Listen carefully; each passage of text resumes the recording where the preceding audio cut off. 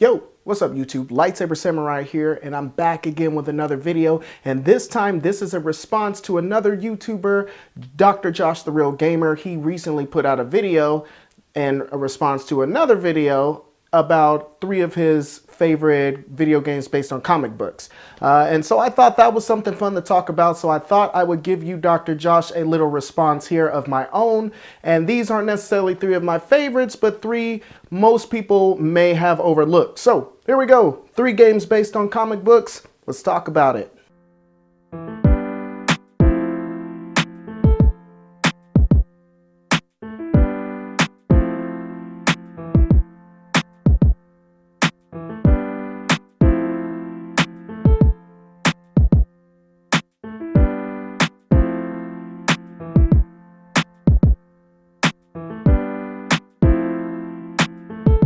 Alrighty here, and starting off with the first game on the list, and we have to travel to the PlayStation for this one. This is Danger Girl by THQ, and here it is right here. In this game, you play as 3 heroines.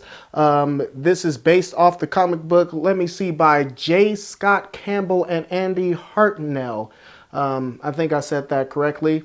Apologies, this video is off the cuff, but what else is new? Anyway, you play, this is a third-person action shooter, and actually it plays very well. It took me a while to get used to the controls, but they actually give you quite a few moves at your disposal. I mean, you've got a duck and roll. You can kind of not quite aim down the sights, but you can kind of zoom in and manual aim. Headshots count, which during this generation of games, as far as shooters go, that wasn't something that you can do all the time. So I thought that was cool to add a little bit of strategy in it. You have to clear objectives. Like in the first level, I was out in the woods. I had to find gas to power a generator and things like that. And so, like I said, I haven't played a lot of this game. This was actually in my backlog. So check another one off from the dreaded backlog. But like I said, this is a game that I'll definitely be playing more of, and maybe I'll live stream it in the very near future.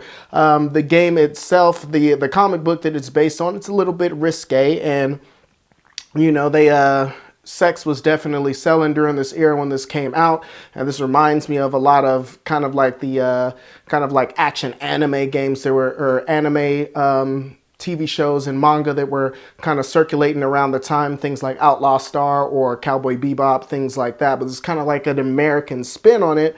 But like I said, it was pretty good. I liked it a lot, so more than I thought I was going to. So.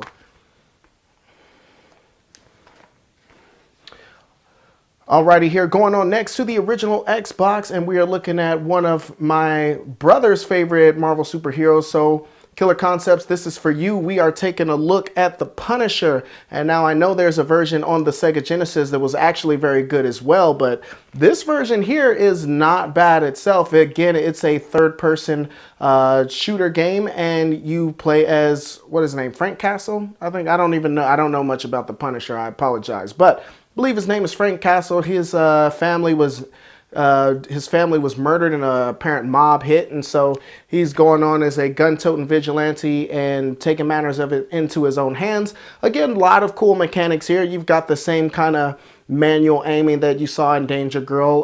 They've got a lot of cool moves as far as like executions. Very violent, very bloody game. A lot of the interrogations as well. And after you interrogate them, you can choose to execute them or things like that. Like I said, I played through the first couple of levels. Graphics are pretty decent, and all the character models look like they're supposed to.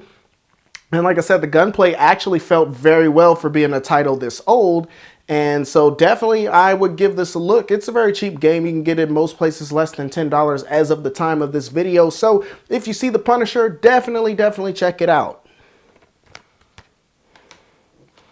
Okay, and moving on to the final game in the lineup here, and this again is another Marvel superhero, and this again is on the original Xbox. Now, I was looking at Spider-Man games, and this is actually one of the more overlooked games, but I think this one is one of the top, in my opinion, top 2 or 3 in the whole series of Spider-Man games that we had. And of course, this is Ultimate Spider-Man on the Xbox. And again, I don't know how well you can see that, but I'll do some B-roll and show it up close up anyway. You play as Peter Parker, of course, the titular hero, and this is kind of a younger version of Peter Parker. At least that's the way it seems. It almost seems like this is like a middle school, early high school version of Peter Parker. So he's definitely younger than most versions of Peter that we've seen in past games.